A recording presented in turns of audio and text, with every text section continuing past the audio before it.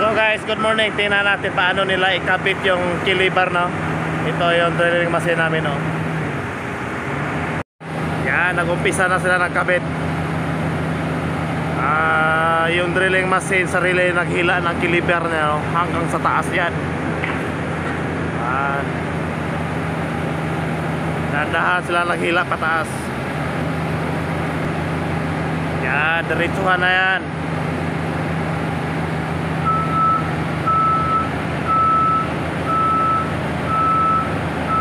Okay, umatras siya konti dahil baka masayad yung dulo, no? Yan, baka masayad dyan, oh, sa anong tawag yan? Rotary.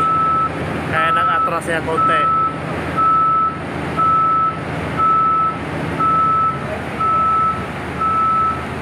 Pagkatapos yan, pag maangat na yan, papasok yan dito sa rotary. Dito papasok. Yan, nandahan ang angat. Yun, pataas na, no? Haba-haba yan, 20 meter yung yung taas ng bomb ng rig machine, no?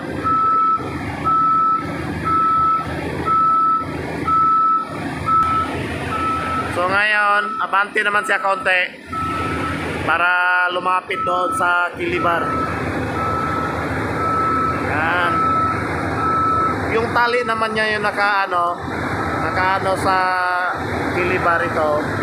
Yun din ang gamit ng pang mag-drilling sila up down, baba at pataas. Yun pa rin na cable na yun, no? Yan, ito. Yan, lapit na palapit siya, no?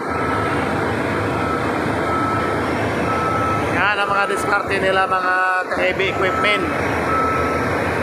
Yung drilling machine namin, malaki yan.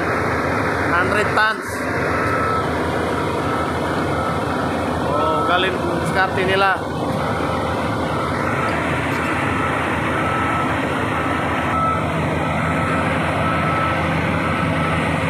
Hoy! Yan, lapit siya doon. Titiis na lang, maabot na sa taas, oh.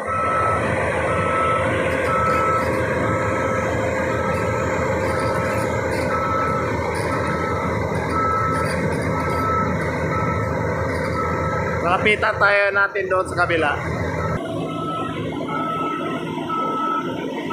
Okay na lang, mga 3 metro na lang.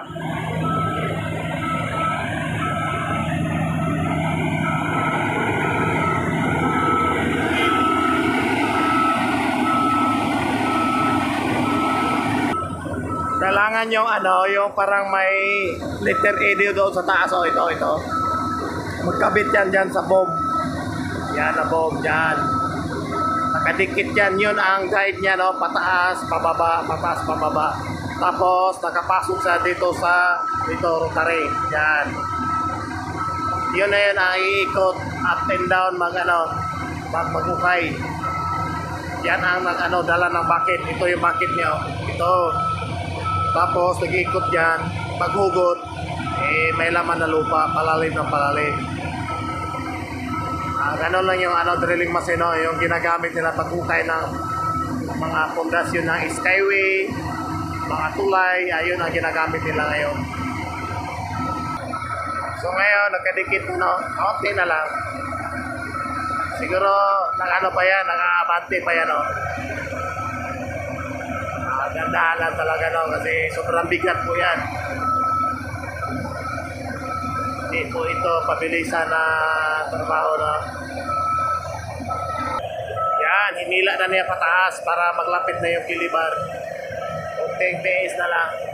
Ganito yan yung mga mamalaking equipment. Basta maglipat sa ibang side, daming mapaklasin. Yung puwit, yung rotary, kilibar, gano'n.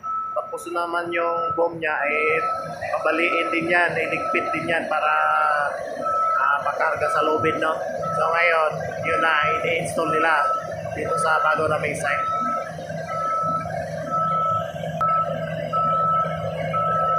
Yan. Hilain na yan pataas. dandahan niya hinila pataas. Delikado po yan. Tapusin mo na? Unahin mo na yung ano, yung mamaya na yung casing. Okay. Yan na yung isang key. Pero wala pong ano ngayon, wala pong butas. Ito, spotter ko. Wala na pa kaming gawa. Kung matapos sila dyan, bago tayo maghila na mga casing, dali namin sa dulo. Yan, nakabita na yung rotary. Rotary kilibar. sorry, mali. Kilibar dyan, ipasok ang kilibar sa rotary. Yan, ang tama, di ba? Yes. Okay. Ayun na, rotary. Oh. Tingnan nyo, ganun sila mag-install.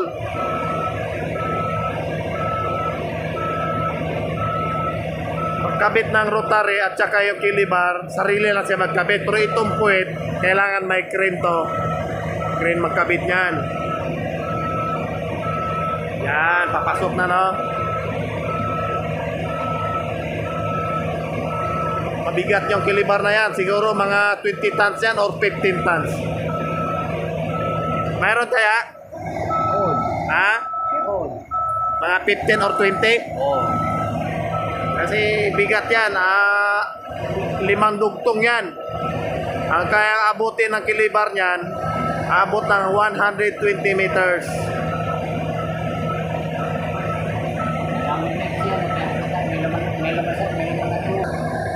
Doon na mga guys, yung guide niya, dandahan nila pinasok. May guide doon sa taas. Kailangan talaga mapasok yan sa bomb. Pagkapasok niyan, ibaba nila to yung rotary. Ito, yung rotary. Ayan, tulad yan, nakababa niya yung rotary. Tapos iangat niya yung rotary, ipasok niya doon sa kilibar. Ayun na yun. Yan, dandahan na, no? Ito. Dandahan niya pinaba, papasok sa rotary.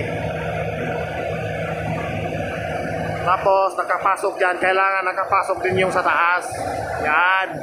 Yung parang letter A sa taas. So ngayon, dandahan niya pinababa. So yan lang mga kabakit, no? Sa sunod nilang gagawin, titingnan naman natin pag may time tayo. So ngayon, nakapasok naman yung kilibar.